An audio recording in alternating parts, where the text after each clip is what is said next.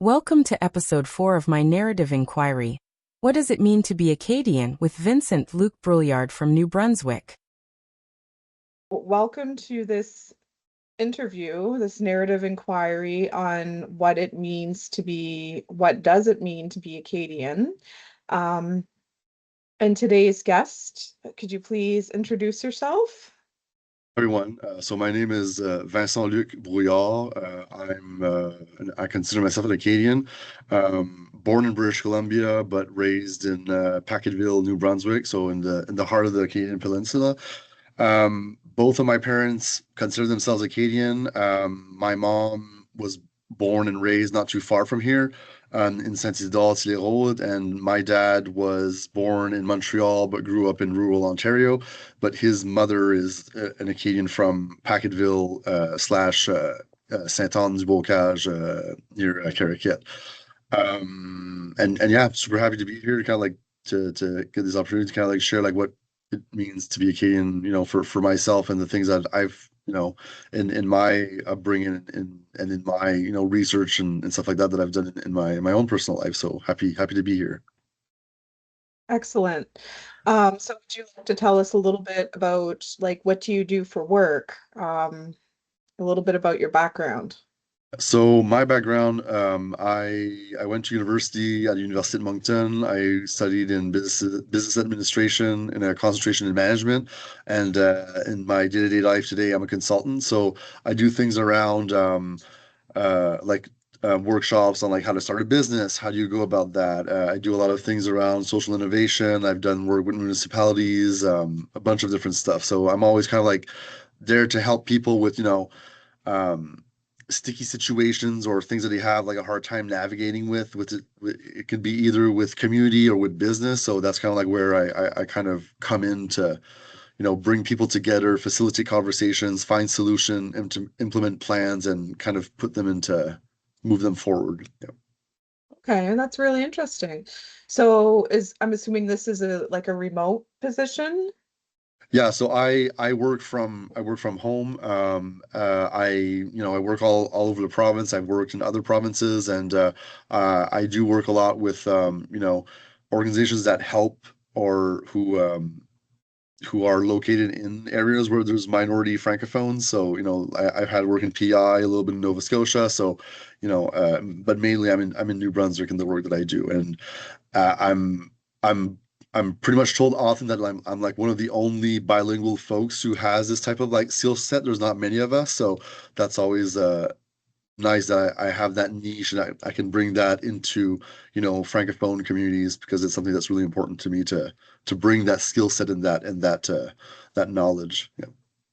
So that's really cool. So you directly work with a lot of francophones throughout your business and yeah, so I definitely feel like you're going to have some opinions on on answering these questions, especially if you're working with Acadians throughout the province, right? That's going to broaden your perspective as well. So yeah. So the first question is what I like to call a bit of a loaded question because it's Yeah. kind of like opening the can of worms, right? Like, um, what does it mean to be an Acadian? So, what does it mean to you, right? Yeah, for me, like an Acadian, it's like opening a can of worms. There's not like a direct way to answer this. Like for me, like the way that I answer like what is being an Acadian, for me, it's like a time capsule of like French colonizers who came here from France who are, escaping, feudalism, plague, famine to find a place that where they can just like thrive, be happy, and have a great life. So it's like that kind of like cultural time capsule of those types of individuals mixed in with, some Mi'kmaq native, culture and also, uh, uh, like mixing of cultures and also bloodlines. So that's kind of like how I kind of like explain it because sometimes like people ask like, well, what is different between an Acadian and somebody from Quebec, or what's different from somebody who's Acadian and French or Acadian and Cajun, which I say they're basically the same thing. That last part. But for me, like that's like the for me, like that's what it's an Acadian is because like even in the French that we use, there's a lot of like old French because like sometimes like we have like my aunt works at the Acadian village here in Bertrand here next to Caraquet, and they would have tourists coming from France who were like elders in their 70s or 80s, and they will tell my aunt like it's so funny because like you use words that like our grandparents used to say. So for me that was always something that was kind of like interesting. So again, it's like a cultural time capsule of like old France and mix in with the some of the relationships that we had with the Mi'kmaq because there's a lot of things that like when I look at like Acadians and how we organize, like it's all like small little towns, you know what I mean? And I always say that like Acadians were more like almost more like tribal types of ways of like how we organize because like in the Acadian Peninsula, like you go to, Tracadie, Shippagan, and Caraquet, like they all have like they're all Acadian, but they all have different ways of doing things. They have almost like a different type of dialect to some extent. They value certain things a little bit differently. So that's always something that's kind of like interesting to me, like and this is just like my example that I give here in the peninsula, but when I go elsewhere, like to Saint Quentin or in Edmundston, or if I go to Coquin, or even in PI, in those communities, like you see that there's like people value different things differently. Like the goal is always the same, but like how to get there is always a bit interesting. And it can be it might be like hard or different for somebody who's navigating going into different communities, but when you get like accustomed to them, you kind of understand like, okay, like there's a reason why these folks value more this than, their neighbors in the other community. So um yeah. So to coming back, like what does it mean to be Acadian, then to like my own personal thing, like for me is like you're part of like a group, you're part of a tribe, you know what I mean? Like there's responsibility that comes with that. It's like, be kind to your neighbor, look out for one another, make sure that everybody kind of fine, not holding back to lend a hand, being generous, helping somebody out, you know what I mean? Because you never know when it might be you in that type of situation. And it's okay, like it's okay to like make a mistake, or you know what I mean? Like it can happen, but like, you know, uh you don't want to lose trust in your community because you're kind of like you can kind of like be put aside. I kind of notice a little bit, but there's always like room for forgiveness or having the person kind of like coming in. But it's kind of like like don't it's kind of like saying like try to be like straight in what you're doing and don't give us reason to like not trust you type of thing, if that makes kind of sense. Yeah. And yeah, and yeah, I think that's pretty much like what it means for me, like to be Acadian. Like there's historic things, you know what I mean, around like like how like my ancestors, our ancestors came here and they established a home for themselves. They didn't have anything much that was given from them from France. Just kind of like arrived here. They had land and they just made it happen. And they didn't just survive, they thrived. And then having that taken away from them, being deported, losing all of that, losing family, their sense of community, but still like wanting to fight and coming back to their homelands and rebuilding that again. And, and just me like knowing that like I get to live as an Acadian. My heritage and my pride that I have about being Acadian comes from all of that hardships that my ancestors went through. For me, like that is so so so important to me, and it's not something that I take for granted. That that like people suffered and fought for basic rights that I have today. Like like just the fact that I was able to go and do my post-secondary education in French in my own province. Like for me, like that is something that was like tremendously important for me. The fact that I can go to a hospital and I can get served in my language because as you can see, I'm fully bilingual, but like when it comes to a crisis or like a health situation, you know what I mean? Like I'd rather be able to express myself in my own language and not in because for me, English is like my work language. You know what I mean? It's not like my go-to, like my familiar language that I speak at home. So, anyways, that's kind of like what Acadian means to me is like I have so much history behind me. Um, People fought for what I have today, but that I'm also contributing to that part of that history and that heritage, and that it's not something that I need to take for granted. It's something I have to work to maintain, and also how can I expand it or improve it, or keep that heritage going, moving forward. Yeah. Yeah. So your beliefs on what it means to be Acadian today, and you've just explained them, would those beliefs be different than what you thought in your childhood on what it means to be Acadian? Yeah, Like, because what was your point of view as a child? when I was a child, so again, both my parents are Acadian. They met out west because they went out west to work. And when I grew up in British Columbia, well, grew up, we moved back to when I was like 4 or 5. And I could understand French, but I couldn't speak it when I was a young child. So, and then I came here, started kindergarten in kindergarten in French, and then I kind of learned French as I went. But for me, like I don't know, like for me, like being Acadian, like I didn't like understand like what it was.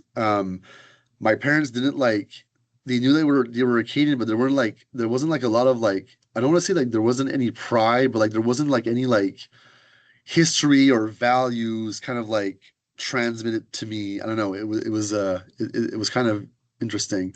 Um, but we my parents knew they were Acadian. We were proud about it. We were proud to be francophones who lived in minority minority francophones living living outside of Quebec, and all of that.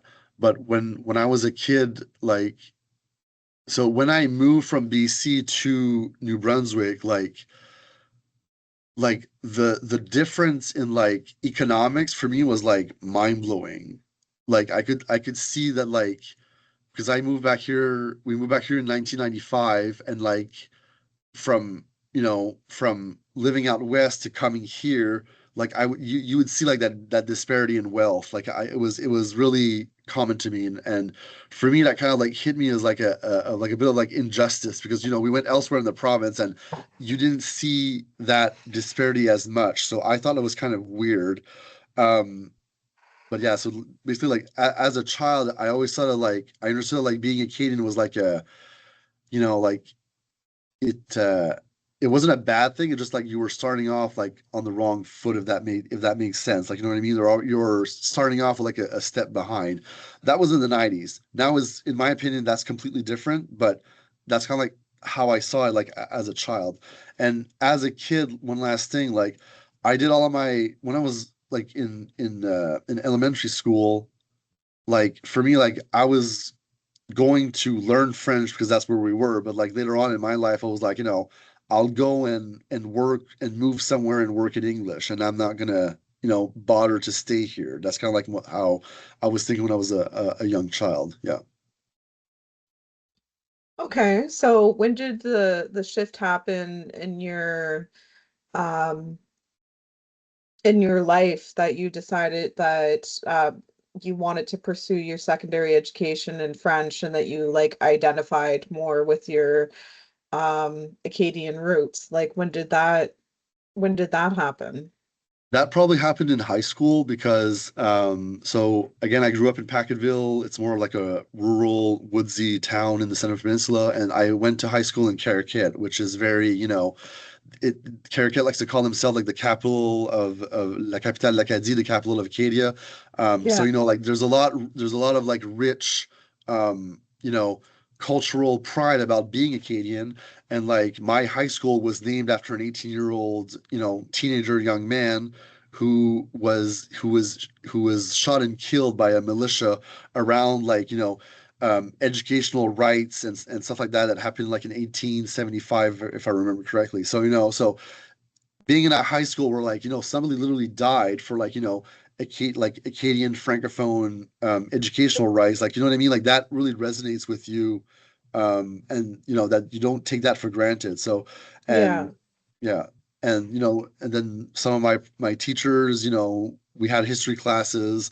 We didn't talk a lot about Acadian stuff, but like, talking with other of my classmates who their families were much more grounded in Acadian history, you know what I mean? So that's kind of like how I learned about it, and I kind of developed a little bit more of like my pride for my history and my heritage and my Acadian ancestry. Um, so it happened later. Well, I wouldn't say later in life because you were still a young adult, but like it was something that didn't resonate with you so much as a child, but as you grew into your adulthood, you started to resonate more with it, and obviously it impacted your um, education by going to University of Moncton and continuing to work with Acadians across the Maritimes. So, And the thing that I also, if I can just add something to that too, the thing that when I went to like university and post-secondary education, my interest just kind of like snowballed because then I was meeting other francophones from all over the province and all over, pretty much all over the world. And the thing with like Acadian like history and storytelling and all of that is like nobody like lived like when we go back to our ancestors, like nobody lived the deportation like the same way. Like if I look at my ancestors, like my ancestors, they fled the deportation. They stayed at Beaubear Island for 2 winters on the Miramichi River, and then they settled in Caraquet, which is Saint-Anne-du-Bocage. So like a lot of my ancestors, that's kind of like their route that they did. But when I talk to other Acadians where their ancestors were deported, or that they fled to and they went to Louisiana, like you get kind of like it's almost like a puzzle because like you get pieces of history from different people depending where they are. So that's always kind of like the coolest part for me of like being Acadian and bumping into other folks who that have Acadian ancestry wherever it is, like in PI or even in Nova Scotia. Like I get so much more sense of like my history and my heritage when I'm talking to them. So it's almost like a scavenger hunt, I find, like in my opinion, because I've read books and that was great, but like hearing that from other people who have that same interest, you know what I mean, and that we're exchanging facts and things that we know about like our culture and our heritage. It's so cool. yeah, it is. So my next question for you is, are English Acadians less Acadian due to assimilation? And could you please explain your answer? Um, I'm kind of like I like to be like the devil's advocate sometimes on certain things, and on this question in particular, like I feel it's like yes and no, because like the thing is that like when it comes to like a language is much more than just language, you know what I mean? Like, it's heritage, it's culture, it's rituals, it's history. Like there's so much stuff that goes into language. But I've seen and met a lot of people who have Acadian heritage, like their parents were Acadian, and for whatever reason they just didn't have the opportunity to learn French, or they decided not to. But sometimes like I get a sense of like, okay, like these people, like I get a sense that these folks like they are Acadians because like they say things or they value specific things that some other people around the table might not find as important. So uh, I, I don't know, like, because at the end of the day, like for me, like an Acadian is not like it's not like I want to say this.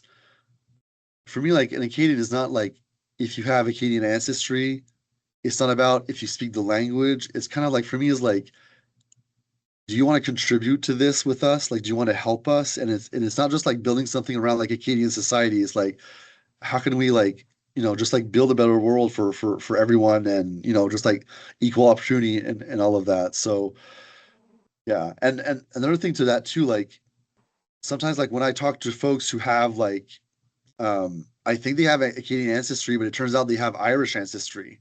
And for me, like the Irish, like they had that came to New Brunswick, like they were also Catholics and they were also persecuted because of their faith, like the Acadians.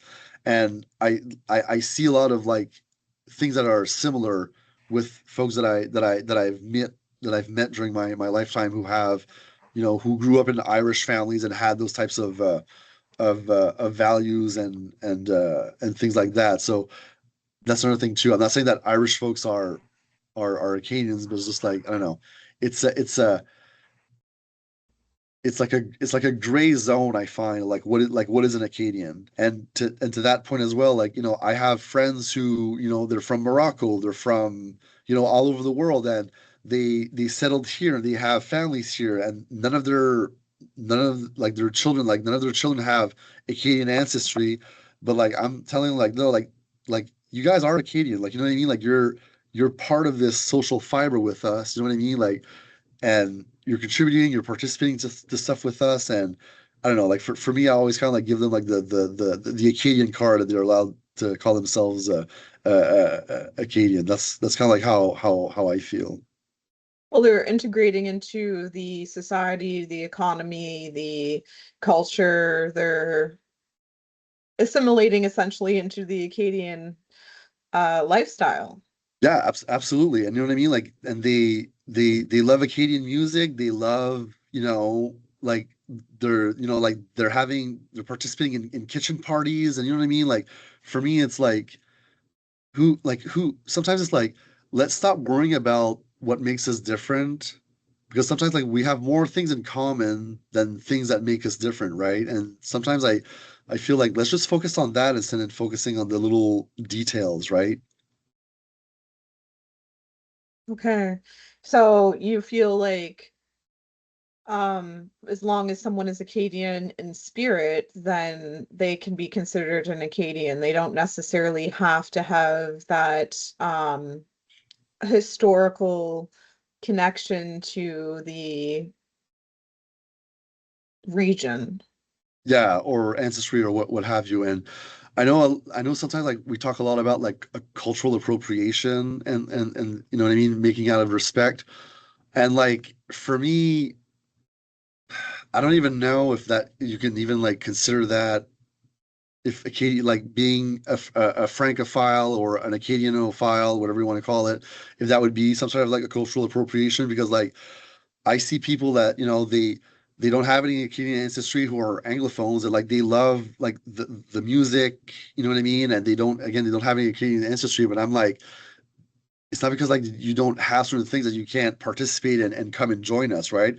It's almost like Mardi Gras, like in Cajun culture, you know what I mean? Like it's just a party that everybody's welcome to, and it doesn't matter if you have if you're from Louisiana or whatnot. So in a way, it's almost like a powwow type of vibe. I don't know. It's just I never Yeah. really thought about it that much because it never came up to me like how would I explain that, but yeah. Okay. That's I like the comparison to Mardi Gras. It was really it just made me think of all of our tantamals and celebrating on the streets and making noise and kind of just being like, we're still here, come, celebrate with us. Yeah. So, getting back to, I guess, maybe a more serious question, I'm all tongue-tied. Did you have fewer opportunities as an Acadian? Do you feel that way? And if you do, why or why not? I'm gonna say yes. I had fewer opportunities as an Acadian because because I was in a francophone school system, if that makes sense. When Mm-hmm. I was in high school, I was like, I was in advanced English. I was probably like one of the most like in my class, like there was like two or three of us that were like really native like English speakers, and we really could, communicate and really proficient in speaking in English. So like going somewhere for like provincial, activities with school that went in Fredericton or St. John or Moncton, I didn't have any issue with it because I didn't have that language barrier, right? But when I looked to my peers, like they didn't feel as comfortable going to places because they didn't feel like confident in their school, in their English abilities, speaking abilities, and because like mind you, like I'm pretty sure like where I live here in the peninsula is probably like the most like francophone area in Canada outside of Quebec.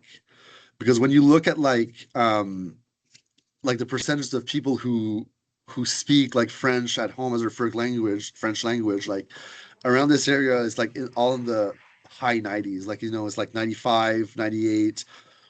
So you this is probably like one of the only places in all of Canada that you can literally like step out of the door, do your things in town, or have a bunch of services where you don't have to worry about, oh, am I going to be served in French?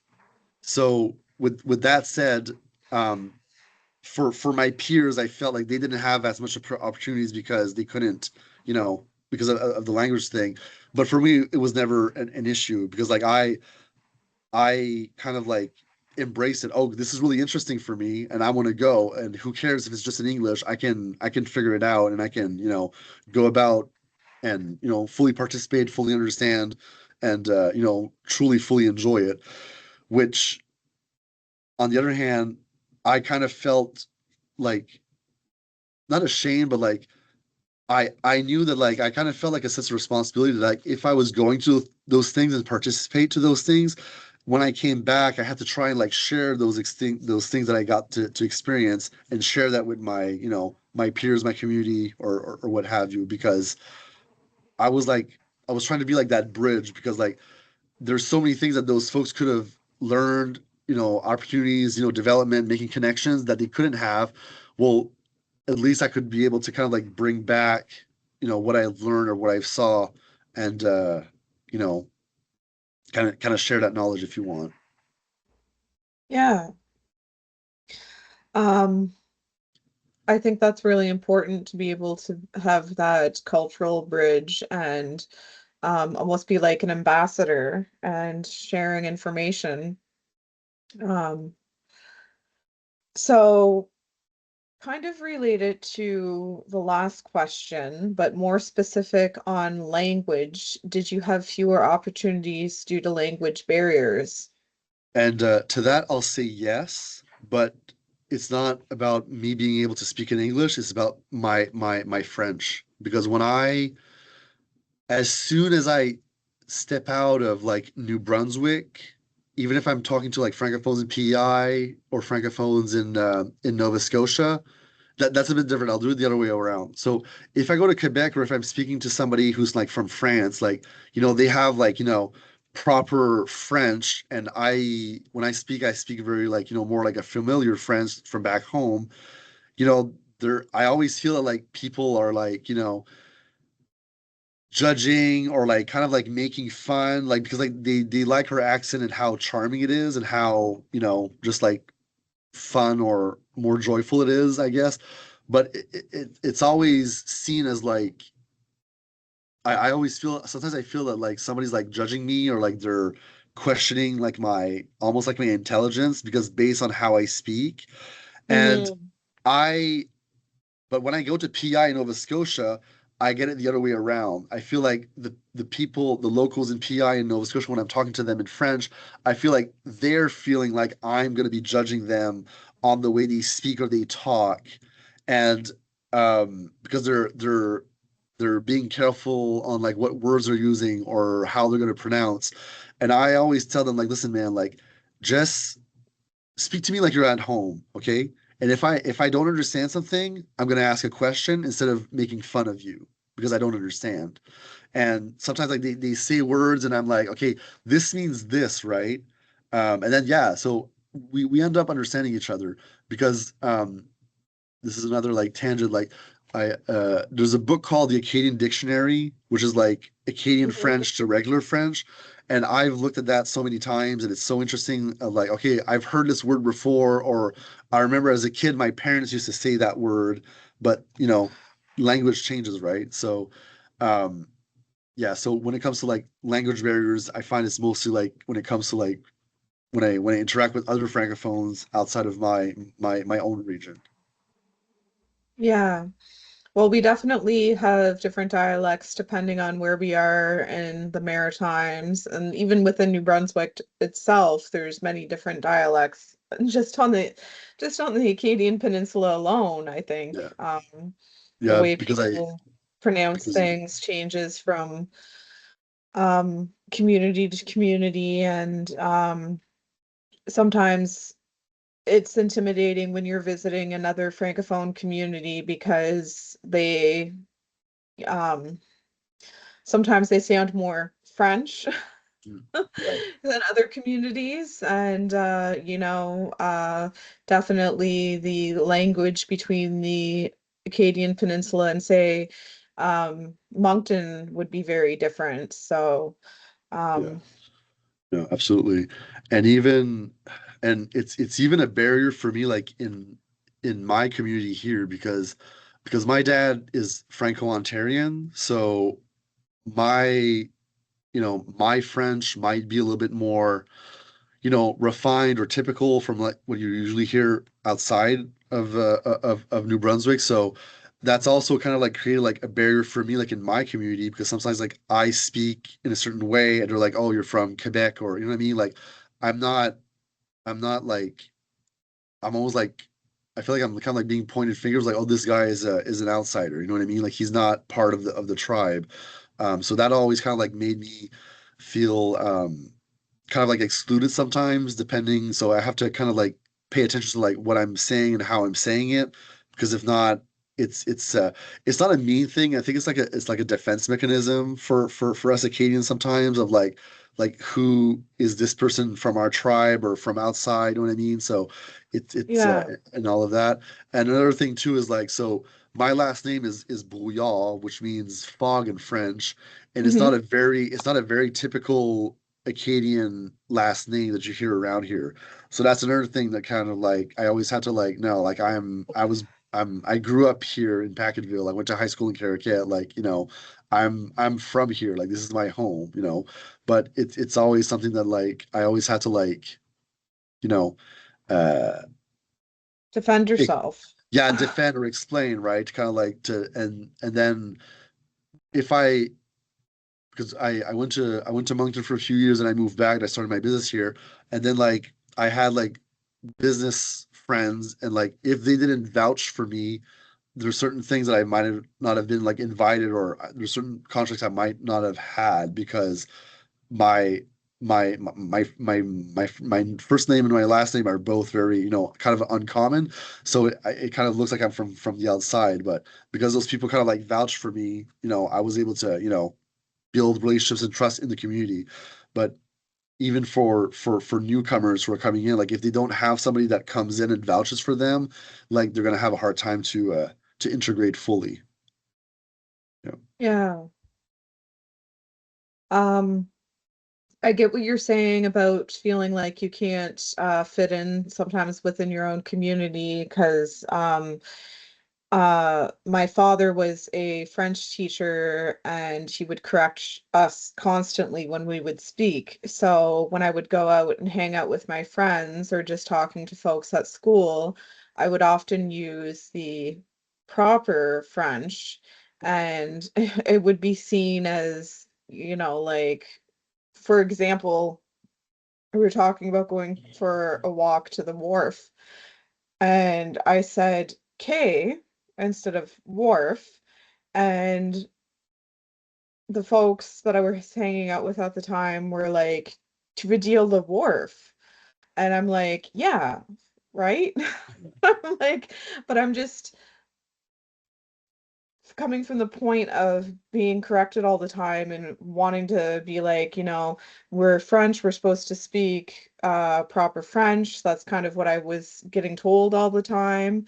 Um, but it definitely makes you um recognizable to your peers or to those around you when you're not using the local local language. Yeah, you kind of stick out like a sore thumb. So Yeah, pretty much. And that happened to me like pretty often because I moved to a town where like my mom wasn't from that town, but my father's mother was. But anyways, but and then like I came into kindergarten and everybody knew each other, like they were cousins, blah blah. And I was like the only guy there who like I didn't have like any family there. And I had a last name that was really like weird, and I spoke English when I came to kindergarten, so I knew a little bit of French, but so all of that things kind of like I was kind of like not purposely pushed aside, but I had to work a little bit more to kind of like build those relationships and those connections.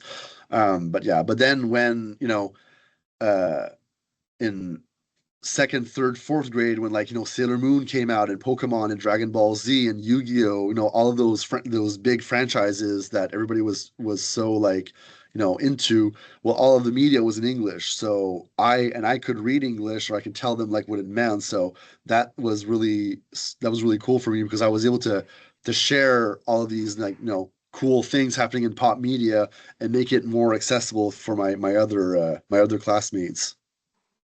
That's really neat. Yeah. Um, all of that stuff kind of came out back to back, and it flooded flooded the market. But I definitely remember Pokemon being very popular, and those Pokemon cards taking over the school. Yeah. And Yeah. again, you're a 7 or 6 year old kid, and like you don't know how to read and what these mean. So I came in and I knew how to, I translated it to them and tell them what the cards did and how it interacted with his other cards that he had. So that was yeah, that was pretty fun. Yeah. Um, so what do you feel has been your biggest challenge so far as an Acadian? Uh, the only thing that comes to mind was in 2016 during the provincial like election. Um, because like during all my life, like I kind of took my, like my francophone, my Acadian rights for granted, because you know what I mean? Like we were just like, things were getting better. We had more and more, more rights, more things were available to us than when I moved back here when I moved back here in the 90s. But yeah, in 2016, when, the conservative government came in and they had a full majority without any Acadian seats, for me, like that was really, really scary for me. And it was like kind of like eye-opening because somebody who controls something, they can destroy it. So, you know what I mean? So like because, we're just a third of the province, we're Francophone, Acadians, or what have you, it's always like I always kind of like, oh, whatever, we're fine, right? We're not in the 70s or the 50s when you had like that Révolution tranquille in France and in Quebec and all these other stuff. So, but that kind of like woke me up a little bit. I was like, okay, this isn't any rights that you have. You can never take them for granted, and you can always kind of like revert back. But that was really like a very, very scary moment for me because I was like, is this the beginning of the end? You know what I mean?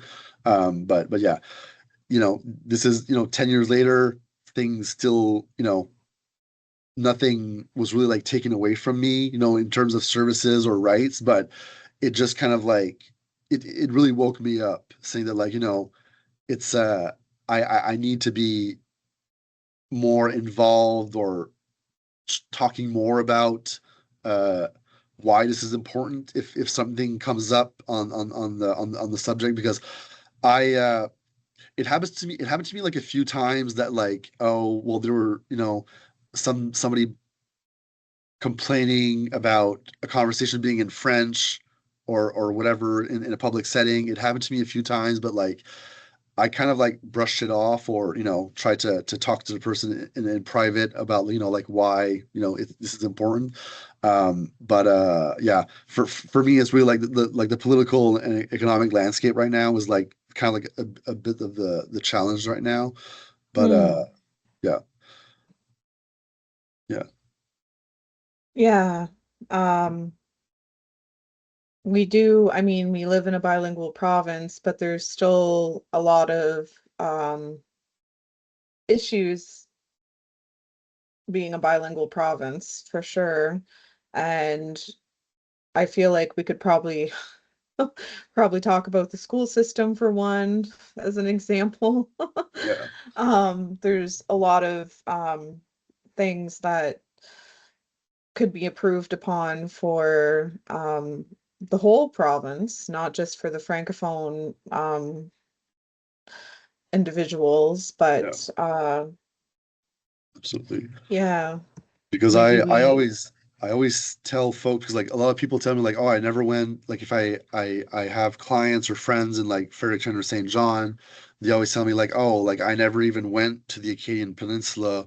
I don't like I'm kind of ashamed that I know nothing about it. And I tell them, listen, like don't worry about it because I have no clue what is going on the west side of the St. John River. Like I have no idea, I need to go there myself someday, but it's and the reason and another thing I also tell folks, I feel like we almost live like in linguistic like segregation, if that makes sense. Like, of course, you focus more, or you tend to live more where you grew up, or people or where you feel more comfortable. But it's kind of like how do we break that type of like linguistic segregation that I like to call it. But yeah, it's yeah, we're getting there.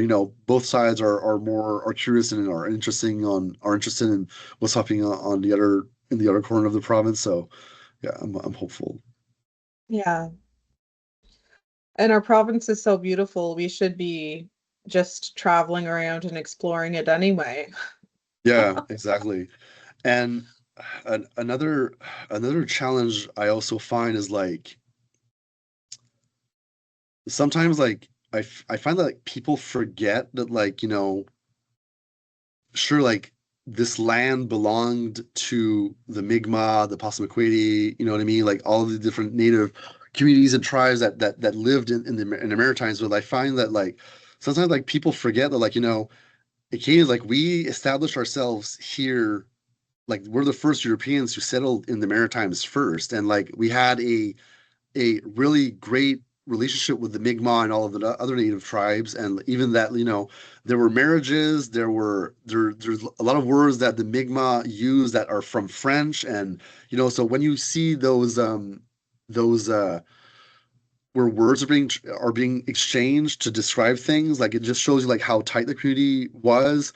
Hmm. um and for me, like that's something that I wish I'd see a little bit more in my lifetime, where like people, you see those two communities coming back together to be a little bit more tighter. And another thing too is that, again, like I feel like Acadians were kind of like stripping out of like the history books, because like for whatever reason on Facebook there was like a post about like Sable Island on the southern shore of Nova Scotia, like this Crescent Island, and Yeah. there's a bunch of wild horses there, and people in the comments were like, wild horses in North America, how did they get to the island, blah blah blah. And then I just said, well, these are horses that were brought there, they were confiscated by the Acadian families, because like during the deportation, like they burned the houses, but they confiscated all the livestock, and somebody bought the horses or whatever, and they just put them on the island in the idea of coming back to them. So, anyways, just kind of like give a quick like summary of like that, and then just some gentleman replied under my thing, just said lies, and I was like, okay, and then I just took the link from Parks Canada, who literally says word for word what I just said there, and added it there. Um, and there was another thing around like the Nova Scotia like Apple like association or industry or whatever, and like they don't even like recognize that like Acadians were like the first colonizers who brought apples to the continent, and you know what I mean. So it's like these little things, like for me, like it kind of like itches me a little bit, and it's like, I mean, if you want to talk about history, like just kind of like do it like properly, and it's like it's not just like something I have an opinion on, like it's like there's research about it, but like, Yeah. you know what I mean. It's just like if you want to talk about history, like do it right, you know what I mean. And sometimes I feel like, and I'm the one saying this, but like history isn't personal, you know what I mean. Like it's not like these are two examples of things that for me is like, um it bothers me because like I know the history of these things, and like why aren't they not celebrating Acadian history and heritage. But it's I can understand that if you're in some sort of industry because of your heritage and your family was in it, you want that history to be also be portrayed in every writing of your association or what have you that you're part of.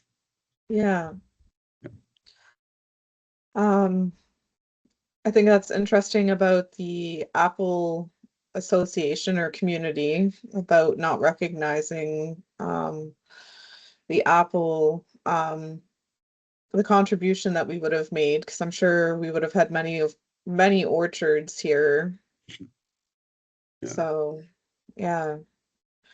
Unless they were all burnt down, but I don't think they Yeah. were. But still, like there would have been like seeds or what have you. But yeah, and another thing too, like the uh the Canadian like engineering corps or whatever, they literally accredit the abuetos, like the system, the dike systems that Acadian built. They credit the Acadians um who built the abuetos like along like the that little like strip of land that connects Nova Scotia to New Brunswick. If it Hmm. wasn't for those abuetos with all the rising tides, like today Nova Scotia would be an island.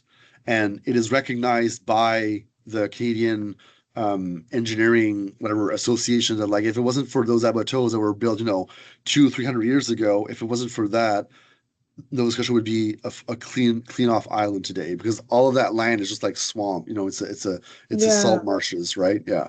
So in, like that's a great example of like, giving credit where credit is due. Like, but I just wish that, the Apple folks in Nova Scotia. And anyways, I haven't really looked into it that much. Like I'm not like pointing fingers, but like it's just like an example that I kind of like saw like in posts of like, okay, like it's I wish like more work would have been done onto this.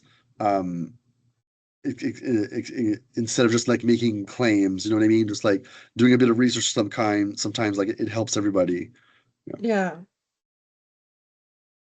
Well, thank you for taking the time to answer my questions for my narrative inquiry of what does it mean to be Acadian. And um, I'll be in touch when I finally compile all my results and everything.